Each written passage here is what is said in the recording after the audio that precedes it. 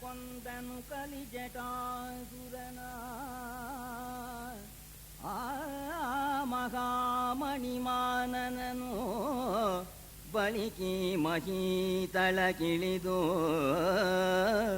ಕಂಡನು ಪಾರ್ಥನಗ್ರಜನ ಭೀಮ ಕೊಂದನು ಕಲಿಜಟಾಸುರನ ಆ ಮಹಾಮಣಿಮಾನನನು ಬಳಿಕಿ ಮಹೀತಳಗಿಳಿದು ಕಂಡನು ಪಾರ್ಥನಗ್ರಜನ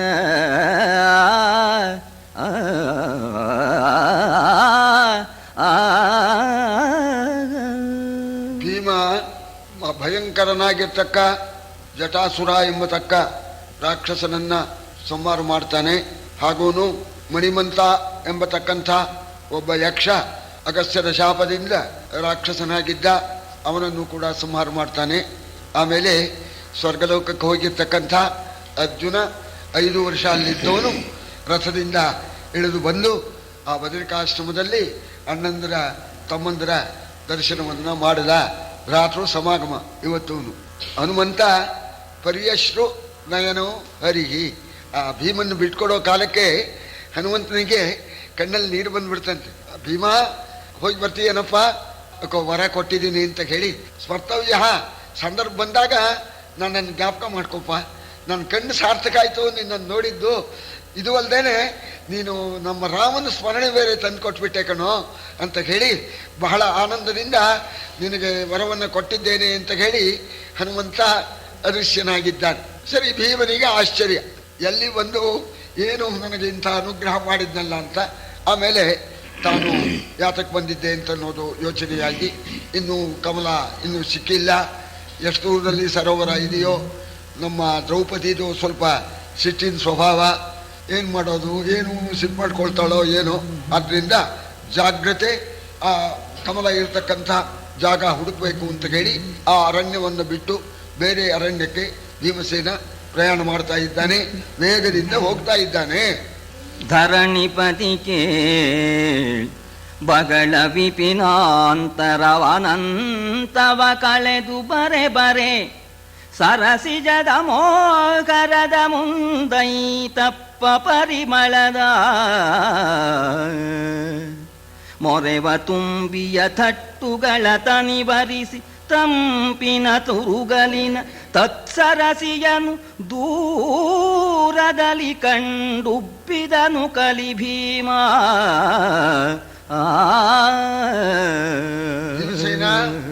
ವೇಗದಿಂದ ಅನೇಕ ಅರಣ್ಯಗಳನ್ನು ಕಳ್ಕೊಂಡ್ಬಿಟ್ಟು ಆ ಗಾಳಿಗೆ ಎದುರಾಗಿ ಹೋಗ್ತಾ ಇದ್ದಾನೆ.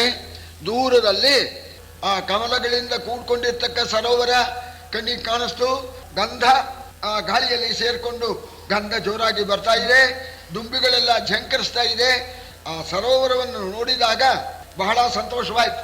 ಅಂತೂ ಕಮಲ ಇರ್ತಕ್ಕ ಜಾಗ ನೋಡಿದಾಗ ಆಯ್ತು. ದೂರದಲ್ಲಿ ನೋಡಿದ್ದಾನೆ. ಸರಿ, ಮತ್ತೆ ಹೋಗ್ತಾ ಇದ್ದಾನೆ. ಆ ಮಂದ ಮಾರುತ ಬೀಸ್ತಾ ಇದ್ದಾನಂತೆ. ಬೀಸ್ತಾ ಬಂದು ಮಗನ್ನ ಅಪ್ಕೊಂಡ ಅಂತ ವಾಯುದೇವ ಭೀಮನ್ನ ಅಪ್ಕೊಂಡ. ಸರಿ, ಸರೋವರ ಹತ್ರಕ್ಕೆ ಬಂತು. ಸರೋವರವನ್ನು ನೋಡಿದ, ಆಯಾಸವೆಲ್ಲ ಪರಿಹಾರವಾಗಿಬಿಡ್ತು ಅಂತ. ಯಾವ ಕ್ಲೇಶ ಇದ್ರೂ ಕೂಡ ಫಲ ಸಿಕ್ಬಿಟ್ರೆ ಆ ಕ್ಲೇಶ ಮರ್ತೋಗ್ಬಿಡುತ್ತೆ. ಭೀಮನಿಗೆ ಆಯಾಸ ಪರಿಹಾರವಾಗಿಬಿಡುತ್ತಂತೆ. ಝಳದಲಡಿ ಲಟ ಕಟಿಸೆ ಮಾರ್ಗಸ್ಖಲಿತ ಖೇದ ಸ್ವೇದ ಬಿಂದುಗಳೊಳ ಸರಿಯೇ ರೋಮಾಳಿ ಚಾಳಿಸೆ ತ್ರಿಶಯ ದೆಸೆ ಮುರಿಯೇ ತಳಿತುದಾಪ್ಯಾಯನ ಮನೋರಥ ಫಲಿಸಿತು. ಅರಸಿಯ ಹರುಷ ದರ್ಪಣ ಬೆಳಗುವುದು ಮಜಭಾಪೆನುತ ಭುಲ್ಲವಿಸಿದನು ಭೀಮ. ಮಾರ್ಗಾಯಾಸದಿಂದ ಉಂಟಾಗಿರ್ತಕ್ಕಂಥ ಬೆವರಿನ ಹನಿ, ಆ ತಂಪಾದ ಗಾಳಿ ಬೀಸೋಣ, ಆ ಬೆವರೆಲ್ಲ ಅಡಿಗೆ ಹೋಗ್ಬಿಡುತ್ತಂತೆ. ತಂಪು ಹೆಚ್ಚಾಗಿ ಮೈಯಲ್ಲಿ ರೋಮಾಂಚ ಉಂಟಾಯ್ತಂತೆ. ಬಾಯಾರಿಕೆ ಹೋಗೇ ಬಿಡ್ತಂತೆ. ಆ ತಂಪಿನ ಗಾಳಿಯಿಂದ ಉಂಟಾಗಿರ್ತಕ್ಕಂತಹ ಬಾಯಾರಿಕೆಯು ಕೂಡ ಹೊರಟೋಗ್ಬಿಡ್ತಂತೆ. ಮನಸ್ಸಿಗೆ ಆನಂದವಾಗಿ ಬಿಡ್ತಂತೆ. ಅದನ್ನು ಯೋಚನೆ ಮಾಡ್ತಾನೆ. ಈ ಹೂ ತಗೊಂಡು ಕೊಟ್ಟಾಗ ನಮ್ಮ ದ್ರೌಪದಿ ಮುಖ ಯಾವ ರೀತಿ ಇರುತ್ತೆ ಅಂತ ಕಲ್ಪನೆ ಮಾಡಿಕೊಂಡು ಇವ ಸಂತೋಷ ಪಡ್ತಾ ಇದ್ದಾನೆ. ದೂರದಲ್ಲಿ ಯಾರು ಕಾಣಲಿಲ್ಲ. ಕೊಳದ ಹತ್ರಕ್ಕೆ ಬರೋಣ ಅಯ್ಯ ಜನಮೇಜಯ. ಆ ಕೊಳಕ್ಕೆ ಸುತ್ತಲೂ ಸೋಪಾನ, ಆ ಸೋಪಾನದ ಮೇಲೆ ಸಾರೆ ಬರೆ ಬರೆ ಕಂಡ ನನ್ನಿ ಕುಬೇರ ನಾಳಿದ್ದುದು ತದೀಯ ಸರೋರುಗದ ಕಾಹಿನಲಿ ಯಕ್ಷರು ಲಕ್ಷ ಸಂಖ್ಯೆಯಲಿ ಸಾರೆ ಚಾಚಿದ ಹರಿಗೆಗಳ ಕರವಾರಿಗಳ ಹೊದೆಯಂಬು ಚಾಪ ಕಠಾರಿ ಸಂದೇಹ ಸಬಳಗಳ ಸೋಪಾನ ಮಾರ್ಗದಲ್ಲಿ ಹತ್ರಕ್ಕೆ ಬರೋಣ. ಎಲ್ಲ ಕಾಣಿಸ್ತಾ ಇದೆ. ಆ ಸೋಪಾನದ ಮೇಲೆ ಯಕ್ಷರು ರಾಕ್ಷಸರು ಲಕ್ಷಗಟ್ಲೆ ಕೂತ್ಕೊಂಡ್ಬಿಟ್ಟಿದಾರಂತೆ. ಆ ಕಮಲವನ್ನ ಕಾಯೋದಕ್ಕೋಸ್ಕರ ಕುಬೇರನ ಆಳುಗಳು ಅವರು ಬೇಕಾದಷ್ಟು ಆಯುಧಗಳು, ಕತ್ತಿ, ಸೆಲ್ಲಹ, ಬಿಲ್ಲು, ಬಾಣ ಮೊದಲಾಗಿರ್ತಕ್ಕಂಥ ಆಯುಧಗಳನ್ನ ಇಟ್ಕೊಂಡು ಹತ್ರಕ್ಕೆ ಯಾರೂ ಬರಬಾರದು. ಆ ಆಯುಧಗಳನ್ನ ಅವರು ನೋಡಿದ್ರೆ ದೂರದಲ್ಲೇ ಹೆದರ್ಕೊಂಡು ಹೋಗ್ಬೇಕು. ಆ ರೀತಿಯಾಗಿ ಭಯಂಕರರಾಗಿರ್ತಕ್ಕಂಥ ಕ್ರೋಧವಶರು ಅಂತ ಅವರಿಗೆ ಹೆಸರು. ಕೋಪವೇ ಮುಂದಂತೆ ಅವರಿಗೆ. ಅಂಥ ರಾಕ್ಷಸರು ಕಾಯ್ತಾ ಇದ್ದಾರೆ. ಅದನ್ನು ನೋಡಿದ ಭೀಮ. ಓಹೋ, ಕಾವಲು ಬೇರೆಯೋ ಇದಕ್ಕೆ. ಅವನಿಗೇನು ಭಯ ಇಲ್ಲ. ಹಾಗೆ ಮುಂದೆ ಬರೋಣ. ಆ ರಾಕ್ಷಸರು ಯಕ್ಷರು ಈ ಭೀಮನ್ ನೋಡಿದ್ರು. ಯಾಕೋ ಆಸಾಮಿ ಜೋರಾಗಿದ್ದಾನೆ, ಯಾಕೋ ಹತ್ರಕ್ಕೆ ಬರೋ ಹಾಗೆ ಕಾಣುತ್ತೆ, ದೂರದಲ್ಲೇನೆ ಅವನ್ನ ಕಳಿಸಿದ್ರು ಒಳ್ಳೇದು, ಯಾಕೋ ಇಲ್ದಿದ್ರೆ ಏಟ್ಗಿಟ್ ತಿನ್ಬೇಕಾಗತ್ತೆ ಅಂತ ಅವರೇನ್ ಮಾಡಿದ್ರು, ಎದ್ದರವರಿದಿರಾಗಿ ಭೀಮನ ಹೊತ್ತಿದರು. ನೀನಾರು ಹದ್ದಿಗೆ ಬಿದ್ದಿನನೋ ಮೇನ್ಮಿತ್ರ ಭಾವದಲ್ಲಿ ಯಮಗೆ ಬಿದ್ದಿನನೋ ಉದ್ಧುರುಟುತನ ನಿನ್ನ ಮೋರೆಯಲಿದ್ದುದೈ ನೀನಾರು ನಿನಗೆ ನಿದ್ದುದಿಲ್ದಿಯನುತ್ತ ಜರೆದರು ಯಕ್ಷರ ನಿಲಜನ. ಎದುರಾಗಿ ಬಂದ್ರು ಭೀಮನ. ಯಾರಯ್ಯ ನೀನು? ನಿನ್ ಮುಖದಲ್ಲಿ ಹೊರಟು ಕಾಣ್ತಾ ಇದೆ. ಯಾರು ನೀನು? ಇಲ್ಲಿಗೆ ಯಾಕೆ ಬಂದೆ? ನಿನ್ಗೇನು ಇಲ್ಲಿ ಕೆಲಸ? ನೀನು ಮಿತ್ರಭಾವದಿಂದ ಬಂದಿರ್ತಕ್ಕಂಥ ಬಿದ್ದಿನನೋ ಅಥವಾ ಹದ್ದಿಗೆ ಬಂದಿರ್ತಕ್ಕಂಥ ಬಿದ್ದಿನನೋ ಅಂತ. ಹದ್ದಿಗೆ ಔತಣವಾಗಿ ಬಂದಿದೆಯೋ, ಸ್ನೇಹ ಭಾವದಿಂದ ನಮಗೆ ನೆಂಟನಾಗಿ ಬಂದಿದೆಯೋ, ನೀನು ಯಾರು ಹೇಳು ಅಂತ ಈ ಯಕ್ಷರು ರಾಕ್ಷಸರು ಕೇಳಿದ್ರಂತೆ. ಆಗ ಭೀಮ ಅನ್ನಂತೆ, ಏನ್ರಿ ಯಾಕಯ್ಯ ಕೂಗ್ತಾ ಇದ್ದೀರಿ? ಏನಯ್ಯ? ನಾವು ಯಾರು ಅಂದ್ರೆ, ನಾವಲೇ ಕುಂತಿ ಕುಮಾರರು ಭೂವಧೂವಲ್ಲಭರು ನಮ್ಮಯ ದೇವಿಗಾದುದು ಬಯಕೆ ಸೌಗಂಧಿಕ ಸರೋರುಗದ ತಾವು ಕಾಣಿಸಿಕೊಂಡು ತಹುದಾತಾವರೆಯ ನೆನೆ ಬಂದೆವಿಲ್ಲಿಗೆ. ಆ ತಹುದಾತಾವರೆಯ ನೆನೆ ಬಂದೆವಿಲ್ಲಿಗೆ. ನೀವು ಕಾಗಿನ ಬಂಟರೆಂಬುದನ್ನು ಅರಿಯವಾವೆಂದ. ಕುಂತಿ ಕುಮಾರರು ಅಂತ ಭೂವಧೂ ವಲ್ಲಭರು. ಈ ಪ್ರಪಂಚಕ್ಕೆ ರಾಜರಾಗಿರ್ತಕ್ಕಂಥವರು. ನಮ್ಮಯ್ಯ ರಾಣಿಗೆ ಈ ಹೂವಿನ ಮೇಲೆ ಬೈಕೆ ಆಯಿತು. ಪ್ರಾರ್ಥನೆ ಮಾಡಿದ್ಲು, ಇಂಥ ಹೂವು ಎಲ್ಲಿದೆ ಸ್ವಲ್ಪ ನೋಡಿ ಬಹಳ ಹೂಗಳನ್ನ ನೀವು ತಂದು ಕೊಡಬೇಕು ಅಂತ ಕೇಳ್ಕೊಂಡ್ರು. ಆಗಲಿ ಅಂತ ಹೇಳಿ ನಮ್ಮ ರಾಣಿಗೆ ಹೂವನ್ನ ಕೊಡೋಣ ಅಂತ ಬಂದೆ. ನೀವು ಇಲ್ಲಿ ಕಾಯ್ತಾ ಇರ್ತಕ್ಕಂಥ ವಿಚಾರ ನಮ್ಗೆ ಗೊತ್ತಿರಲಿಲ್ಲ ಅಂತ ನೋಡಿದ್ರು ಅವರು. ಆ ಸ್ವಾಮಿ ಹಂಗೆ ಹೋಗೋ ಹಾಗಿಲ್ಲ, ಕೊಡೋದಿಲ್ಲ ಅಂದ್ರೆ ಏಳು ತಿನ್ಬೇಕಾಗತ್ತೆ ಅಂತ ಅವ್ರೇನ್ ಮಾಡಿದ್ರು. ಹಾಗ ಅಂದ್ರೆ ನೀವು ರಾಜರು, ರಾಣಿಯವರಿಗೆ ಹೂ ಬೇಕು ಅಂತ ಬಂದಿದ್ದೀರಿ, ನ್ಯಾಯವೇ. ರಾಜರು ಬರೋದು ನ್ಯಾಯ, ರಾಣಿಯರು ಅಪೇಕ್ಷಿಸೋದು ನ್ಯಾಯ. ಆದರೆ ನಮ್ಮದೊಂದು ಪ್ರಾರ್ಥನೆ. ಐಸಲೇ ತಪ್ಪೇನು ನೀ ಯಕ್ಷೇಶ ನಂದಿಗೆ ಹೋಗಿ ಬೇಡುವುದು. ಈ ಸರೋರುಗವಾವಘನ ಧನಪತಿಯುದಾರನಲೇ ಮೀಸಲಿನ ಸರಸಿಯಲಿ ದೃಷ್ಟಿಯ ಸೂಸಬಹುದೇ. ರಾಯನಾಜ್ಞಾಭಾಷೆಯಿಲ್ಲದೆ ಬಗೆಯಲರಿದು ಎಂದುದು ಭಟಸ್ತೋಮ. ಇಷ್ಟೇ ತಾನೇ ನ್ಯಾಯ. ಹೋಗಿ ನಮ್ಮ ಕುಬೇರ ಇದ್ದಾನೆ, ಅವನಿಗೆ ಹೋಗಿ ನೀವು ಕೇಳಿಬಿಟ್ರೆ ಏನು ಮಹಾ ದೊಡ್ಡದು, ನೀವು ರಾಜಾದಿರಾಜರು, ನಿಮಗೆ ಕೊಡೋದಕ್ಕೇನು ಅವನು ಹಿಂಜರಿಯೋದಿಲ್ಲ. ಈ ಕಮಲ ಏನು ಮಹಾ ದೊಡ್ಡದು, ಅವನಿಗೆ ಅವನೇ ಕೊಯ್ಯಿಸ್ಬಿಟ್ಟು ಕೊಟ್ಟು ಕಳಿಸ್ಬಿಡ್ತಾನೆ. ನಮ್ಮ ಕುಬೇರ ಅಂದರೆ ಬಹಳ ಉದಾರ, ಕೇಳಿದವರಿಗೆ ಬೇಕಾದ ಕೊಡ್ತಾನೆ ಅಂತ ಇವ್ರು ಹೇಳೋದು. ಕುಬೇರ ಕೊಡೋನಲ್ಲ, ಸುಮ್ಮನೆ ಕಾಯೋನು, ನಿಧಿಯನ್ನು ಕಾಯೋನು. ಇವ್ರು ಹೇಳ್ತಾರೆ ಏನು ತಪ್ಪಿಸ್ಕೋಬೇಕು ಅಂತ. ಕುಬೇರ ಬಹಳ ಉದಾರ. ಹೋಗ್ಬಿಡಿ, ಕೇಳಿಬಿಟ್ರೆ ಬೇಕಾದಷ್ಟು ಕೊಟ್ಬಿಡ್ತಾನೆ. ನಾವು ಕೊಡೋ ಹಾಗಿಲ್ಲ. ಇದು ಕುಬೇರನ ಮೀಸಲಿನ ಸರೋವರ. ಇಲ್ಲಿರ್ತಕ್ಕಂತಹ ಕಮಲಗಳೆಲ್ಲ ಲೆಕ್ಕದಲ್ಲಿ ಇರ್ತಕ್ಕಂಥದ್ದು. ಇದರಲ್ಲಿ ಒಂದು ಹೋದರೂ ಕೂಡ ನಮ್ಮ ತಲೆ ಹೋಗಿಬಿಡುತ್ತೆ. ಅದರಿಂದ ನಾವು ಕೊಡೋ ಹಾಗಿಲ್ಲ. ಕುಬೇರನಂದ್ರೆ ಕೇಳಿಬಿಡಿ, ಅವನು ಕೊಟ್ಬಿಡ್ತಾನೆ ಅಂತ ನೋಡ. ಇವನಂದ ಸರಿ ಕಣಪ್ಪ, ಕುಬೇರನತ್ರ ಕೇಳಬೇಕು.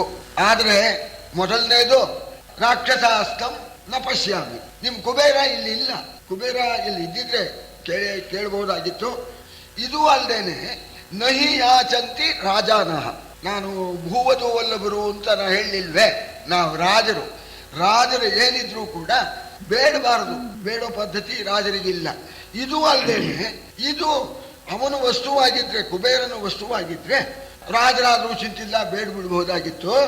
ಏನು ಇದು ಕುಬೇರಂದು ಕಾವಲು ಹಾಕಿಬಿಟ್ಟಿದ್ದಾನಲ್ಲ, ಅವಂದೇನು ಹಕ್ಕು ಇದು. ಮೇಲಿಂದ ಝರಿಯಲ್ಲಿ ನೀರು ಬಂದಿದೆ, ಸರೋವರದಲ್ಲಿ ನೀರು ನಿಂತ್ಕೊಂಡಿದೆ, ಕಮಲ ಹುಟ್ಟುಬಿಟ್ಟಿದೆ, ಇವು ಕಾವಲು ಹಾಕಿಬಿಟ್ಟ. ಇವರ ಅಪ್ಪನ ಮನೆದೇನೋ ಅಂತಂದ ಅವನು. ಅವನಿಗೆ ಎಷ್ಟು ಹಕ್ಕಿದೆಯೋ ನಮಗೂ ಅಷ್ಟು ಹಕ್ಕಿದ್ದೇ ಇದೆ. ಇದು ಸಾರ್ವಜನಿಕವಾದ್ರಲ್ಲಿ ನಿಂದೇನು ಅಂತ ಕೇಳೋದಕ್ಕೆ ಅವನು ಹಕ್ಕು ಹಾಕ್ಬಿಟ್ಟಿನೋ. ಹೊಳೆಗೆ ಕಾವಲಿಟ್ಟಿದ್ದಂತ ಒಬ್ಬನು ಗಣ್ಯ ನಾಯಕನ ಕೇಳ್ಕೊಂಡು ಹೊಳೆ ನೀರಿಗೆ ಹೋಗ್ಬೇಕು, ಅವನು ಬೆಳೆಸಿದ್ದ ಅಂತ ಅಂದ್ಬಿಟ್ಟು ನಾವು ಬೇಡೋ ಪದ್ಧತಿನೂ ಇಲ್ಲ. ನಾವು ಬೇಡದೇ ಇದ್ರು ಕೂಡ ನಮ್ಮ ಗದೆ ಇದೆಯಲ್ಲ, ಇದು ಬೇಡುತ್ತೆ ಇಲ್ಲ. ಏನು ಬೇಡುತ್ತೆ ಅಂದ್ರು ಒಬ್ರು, ಬೇಡಲರಿಯವು ಬೇಡುವರ ಕೂಡಾಡುವರು ನಾವಲ್ಲ. ಕದನವ ಬೇಡಬಲ್ಲೆವು ಕರಗಿ ಕೊಡಲ ಪರೆಧನೇಶ್ವರನ. ಬೇಡುವುದು ಗದೆ ನಿಮ್ಮ ವಕ್ಷವ ತೋಡಿ ನೆತ್ತರುಗೊಳದಲೋ ಕುಳಿಯಾಡುವುದನು ಬೇಡುವುದು ಗದೆ ಎಂದು ಅನಿಲ ಸುತ ಬೀಸಿದನು ನಿಜ ಗದೆಯ. ಬೇಡಿ ಗೊತ್ತೇ ಇಲ್ಲ ನಮಗೆ. ಬೇಡತಕ್ಕವರ ಜೊತೆಯಲ್ಲಿ ಆಡತಕ್ಕವರು ಅಲ್ಲ. ಆದರೆ ಒಂದನ್ನು ಬೇಡೋದುಂಟು, ನಾವು ಯುದ್ಧ ಬೇಡ್ತೇವೆ. ನಿಮ್ಮ ಕುಬೇರನಿಗೆ ಯೋಗ್ಯತೆ ಇದ್ರೆ ಬರ್ಲಿ, ಕದನವನ್ನ ಬೇಡ್ತೇವೆ. ನಮ್ಮ ಗದೆ ಬೇಡ್ತಾ ಇದೆ, ನಿಮ್ಮನ್ನೆಲ್ಲ ಬಡಿದು ಬಿಟ್ಟು ಆ ನಿಮ್ಮ ರಕ್ತದ ಆ ಕೊಳದಲ್ಲಿ ಓಕಳಿ ಆಡೋಣ ಅಂತ ಈ ಗದೆ ಅಪೇಕ್ಷಿಸ್ತಾ ಇದೆ ಅಂತ ಗದೆ ತಿರುಗಿಸಿದ ಭೀಮಸೇನ. ಆ ಗದೆ ತಿರುಗಿಸಿದ್ ನೋಡಿದ ಕೂಡಲೇನೆ ಇವರಿಗೆ ಕೋಪ ಬಂದು ಅವನು ಇರ್ತಕ್ಕಂಥವನು ಒಬ್ಬನು, ನಾವು ಲಕ್ಷಗಟ್ಟಲೆ ಇದ್ದೇವೆ, ಏನ್ ನೋಡ್ತೀರೋ ನುಗ್ರೋ. ಎಲೆಲೆ ಕವಿ ಯಕ್ಷರಾಕ್ಷಸ ದಳವನೊಟ್ಟೈಸುವನೇ. ಹೆಬ್ಬುಲಿಯ ಹಿಂಡಿಗೆ ಹೋತ ಹೊಡಕರಿಸಿತು ಮಹಾದೇವ. ತಲೆಯ ಹೊಯ್ ಚಂಡಾಡು ತಿನ್ನಿವನೆಲುವನು ಎನುತ ಈಟಿಯಲಿ ಸಬಲದಲ್ಲಿ ಅಲಗಿನಲಿ ಖಡುಗದಲ್ಲಿ ಹೊಯ್ದರು ಪವನ ನಂದನ. ನುಗ್ಗೋ, ಏನ್ ನೋಡ್ತಾ ಇದ್ದೀರಿ? ಯಕ್ಷರಾಕ್ಷಸರ ಮೇಲೆ ಈ ಮನುಷ್ಯ ಕೂತ್ಕೊಂಡು ಜಬರ್ದಸ್ತ್ ಮಾಡ್ತಾ ಇದ್ದಾನೆ. ಇದು ಹೊತ್ತು ಕಾಲ. ಹೆಪ್ಪುಲಿಯ ಹಿಂಡಿನ ಮೇಲೆ ಒಂದು ಹೋಸದ ಮರಿ ಬಂದು ಕೆಣಕ್ತಾ ಇರೋಣ ಅಂದ್ರೇನು? ನುಗ್ಗೋ, ಕಡಿಯೋ, ಇವನ್ ಎಲ್ಬನ್ನೆಲ್ಲ ಪುಡಿ ಮಾಡೋ ಅಂತ ಹೇಳಿ ನುಗ್ಗಿ ಬಿಟ್ರಂತೆ. ನುಗ್ಗಿದವರು ಪ್ರತಿಯೊಬ್ಬರು ತಮ್ಮ ಕೈಯಲ್ಲಿ ಇರ್ತಕ್ಕಂಥ ಆಯುಧಗಳನ್ನ ಭೀಮನ ಮೇಲೆ ಪ್ರಯೋಗ ಮಾಡಿದರು. ಅದೇನಾಯ್ತು ಅಂದ್ರೆ, ತಾಗಿದಳೆ ಮುಳ್ಳಿನಲಿ ಮದಗಜ ಸೀಗರಿಸುವುದೇ. ತಾಗಿದಳೆ ಮುಳ್ಳಿನಲಿ ಮದಗಜ ಸೀಗುರಿಸುವುದೇ. ಭಟರ ಕೈದುಗಳೇ ಗುಬುವು ಪವಮಾನ ಸುತ ಕೈದೋರೆ ಖಾತಿಯಲಿ ತಾಗಿದವದಿರ ನಿಕ್ಕಿದನು ರಣದ ಗಡಿಗರನು ಎಕ್ಕಿದನು ತಾಗಿದ ಅವದಿರ ನಿಕ್ಕಿದನು ರಣದ ಗಡಿಗರನು ಎಕ್ಕಿದನು ಕೈದಾಗಿಸಿದ ಬರಲಿ ಗಂಟು ಗತನದ ಗಾಡಿಗೆಯ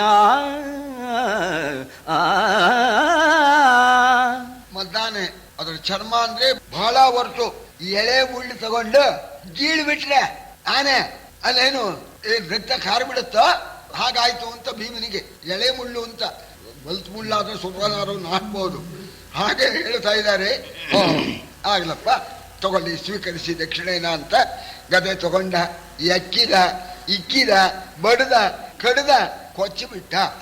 ಯಾವಾಗ್ಯ ಕೊಚ್ಚಿಬಿಟ್ನೋ ಅವರು ಹೇಳ್ದೆ ಕೇಳದೆ ಗಾಡಿಸಿತು ಗಜ ಬಜ ಕುಬೇರನ ಬೀಡಿ ನಗ್ಗದ ಬಂಟರೆ ಕೈ ಮಾಡಿರೈ ಕೊಲಗಾಹಿಗಳು ಫಡ ಹಿಂಗಬೇಡೆನುದ ಜಾಡಿಸುವ ಮಣಿಮಯದ ಗದೆಯಲಿ ತೋಡು ವೈಲಿನ ತುಡುಕು ಗಾಯದ ನೀಡು ಮೊನೆಗಳ ವಿಗಡ ನಿಕ್ಕಿ ಅಧಟ ರಕ್ಕಸರ ಕುಬೇರನ ವೀರ ಭಟ್ಟರು ಬನ್ನಿ, ಯೋಗ್ಯತೆ ಇದ್ರೆ ಬನ್ನಿ, ಮುಂದೆ ನುಗ್ಗಿ. ಹೇಳ್ತಾ ಇದ್ದೀರಲ್ಲ ಹೆಬ್ಬುಲಿಗಳು ನೀವು. ನಾನು ಹೋತನ್ ಕೈ ಮೇಲಾಗತ್ತೋ ಹೆಬ್ಬುಲಿ ಕೈ ಮೇಲಾಗತ್ತೋ ಬನ್ರಿ ನೋಡ್ರಿ ಅಂತ ಹೇಳಿ ಗದೆಯಿಂದ ಬಡೀತಾ ಇದ್ದಾನೆ. ಆಗ ಆ ಕೊಳದಲ್ಲಿರ್ತಕ್ಕಂಥ ಹಂಸ ಮತ್ತು ಕ್ರೌಂಚ ಮೊದಲಾದ ಹಕ್ಕಿಗಳು ಎಲ್ಲ ದಿಕ್ಕಾಪಾಲಾಗಿ ಹಾರಿ ಹೋಗ್ಬಿಡ್ತಂತೆ. ಇವ ಬಡೀತಾ ಇದ್ದಾನೆ. ಬಡೀತಾ ಇದ್ದಾಗ ಚೆನ್ನಿದರು ರಕ್ಕಸರು ಯಕ್ಷರು ಬಿಲ್ಲ ಬಿಸುಟರು ಗುಹ್ಯಕರು ನಿಂದಲ್ಲಿ ನಿಲ್ದರು ಕಿನ್ನರನ ನಿನ್ನೇನನು ಸುರುವೆನು ಗೆಲ್ಲವಿದುಲೇ ಸಾಯಿತು ಗೆಲ್ಲವಿದುಲೇ ಸಾಯಿತು ಮಾನವನಲ್ಲಿ ನಮಗೀ ಭಂಗ ಭಯರಸವೆಲ್ಲಿ ಭಾಪುರೇ ವಿಧಿಯನುತ ಬೆಚ್ಚಿದುದು ಭಟಸ್ತೋಮ.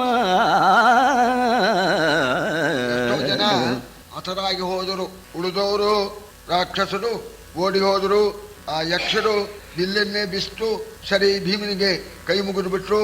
ಗುಹ್ಯಕರು ನಿಂದಲ್ಲಿ ನಿಲ್ದೇನೆ ಓಡಿ ಹೋಗ್ತಾ ಇದ್ದಾರೆ. ಆ ಕಿನ್ನರರ ಸುದ್ದಿನೇ ಇಲ್ಲ. ಆಗ ಎಲ್ಲ ದುಃಖ ಪಡ್ತಾ ಇದ್ದಾರೆ. ಇದು ವಿಧಿಯ ಸಂಕಲ್ಪ, ದೈವೇಚ್ಛೆ. ಮನುಷ್ಯನಿಂದ ನಮ್ಮಂಥ ಈ ಯಕ್ಷರಿಗೆ ರಾಕ್ಷಸರಿಗೆ ಇಂಥ ಸೋಲು, ಇಂಥ ಅವಮಾನ, ಇಂಥ ನಾಶ ಉಂಟಾಯ್ತಲ್ಲ, ಇದು ದೈವದ ಲೀಲೆ ಅಂತ ಹೇಳಿ ಸಂಕಟ ಪಡ್ತಾ ಇದ್ದಾರೆ. ಆಗ ನಮ್ಮಿಂದ ಏನು ಮಾಡೋಕ್ ಸಾಧ್ಯವಿಲ್ಲ, ಮಹಾರಾಜ ಕುಬೇರನಿಗೆ ತಿಳಿಸಿಬಿಡೋಣ ಅಂತ ಹೇಳಿ ಗಾಯವಡೆದರು ಕೆಲರ ಸುಬೀಯವಾದುದು ಬಿಡುದಲೆಯ ಬಲು ನಾಯಕರು ಸಂತೈಸಿದರು ಕೌಬೇರ ಭವನದಲ್ಲಿ. ವಾಯುಸುದನು ಈ ವಿಜಯ ಸಿರಿಯ ಪಸಾಯಿತಂಗೆ ಅಭಿಷೇಕವೆಂದು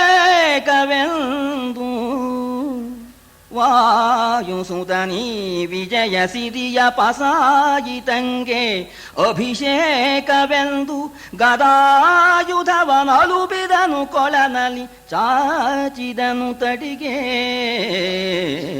ಕೆಲವರಿಗೆ ಗಾಯವಾಯಿತು, ಕೆಲವರಿಗೆ ಪ್ರಾಣವೇ ಹೋಯಿತು. ಇನ್ನು ಕೆಲವರು ಆ ಕುಬೇರನ ಮನೆಗೆ ಹೋಗಿ ಅಲ್ಲಿ ಔಷಧಾದಿಗಳನ್ನು ತೆಗೆದುಕೊಂಡು ಸ್ವಲ್ಪ ಮಟ್ಟಿಗೆ ಸಮಾಧಾನ ಪಟ್ಕೊಂಡ್ರು. ಆಗ ಕುಬೇರನಿಗೆ ಹೇಳಿರು, ಹೀಗೆ ಯಾವನೋ ಒಬ್ಬನೇ ಒಬ್ಬ ಮನುಷ್ಯ ಬಂದು ಆ ಕಮಲಗಳನ್ನು ಕೇಳಿದ, ನಾವು ಕೊಡೋದಿಲ್ಲ ಅಂತಂದ್ವಿ, ನಮ್ಮನ್ನೆಲ್ಲ ಬಡದಾಕ್ಬಿಟ್ಟ, ಎಷ್ಟೋ ಜನ ನಾಶವಾಗಿ ಹೋದರು ಅಂತ ಆ ಕ್ರೋಧವಶರು ಅಂತ ಆ ರಾಕ್ಷಸರಿಗೆ ಹೆಸರು. ಆಗ ಕುಬೇರ ಅಂದ, ಸರಿ ಹೀಗಾಗತ್ತೆ ಅಂತ ಮೊದಲೇ ಗೊತ್ತಿತ್ತು ಅಂದ್ಬಿಟ್ಟ. ಸರಿ ನಾವಿನ್ನೇನು ಮಾಡೋಕ್ಕಾಗತ್ತೆ ಅಂತ, ಯಾಕೆಂದ್ರೆ ಅವನ ಭೀಮನ ಮೇಲೆ ಹೋಗಿ ಸಾಧ್ಯವಿಲ್ದೇನೆ ಈ ಮಾತಂದ್ಬಿಟ್ಟ. ಈ ಭೀಮನಿಗೆ ಗಾಬರಿ ಇಲ್ಲ. ಇನ್ನೂ ಯಾರು ಬಂದರೆ ಹೊಡೆದೇ ತಗೊಂಡು ಹೋಗೋಣ ಅಂತ ಹೇಳಿ ನಿಧಾನವಾಗಿಬಿಟ್ಟು ಈ ಯಕ್ಷರೆಲ್ಲ ಓಡಿ ಹೋಗೋಣ, ಅಲ್ಲಿ ಯಾರೂ ಇರಲೇ ಇಲ್ಲ. ಆಗ ಗದಿಗೆ ಹೇಳ್ತಾ ಇದ್ದಾನೆ, ಅಪ್ಪ ನೀನು ಬಹಳ ಶ್ರಮಪಟ್ಟಿದೀಯ, ಮೊದಲು ನಿಂದು ಆಗಲಿ ಸ್ನಾನ ಗಿನ ಎಲ್ಲ ಮಾಡು ನೀನು ಅಂತ. ರಕ್ತ ಗಿಟ್ಟ ಹಚ್ಚಿದ್ದಲ್ಲ, ಅದೆಲ್ಲ ತೊಳಿಬೇಕಲ್ಲ. ಅದಕ್ಕೆ ಆ ಕೊಳದಲ್ಲಿ ಅಲುಬಿದನು ಅಂತ ಆ ಪದಾನೇ ಹಾಕಿದ್ದಾನೆ. ಚೆನ್ನಾಗಿ ತೊಳೆದನಂತೆ ಅದನ್ನ, ನಿನಗೆ ಮೊದಲು ಅಭಿಷೇಕ ಆಗಲಿ ಅಂತ. ಸರಿ, ಆ ಕಥೆಯನ್ನು ತೊಳೆದು ಬಿಟ್ಟು ದಡದಲ್ಲಿ ಇಟ್ಟುಬಿಟ್ಟು ತಾನು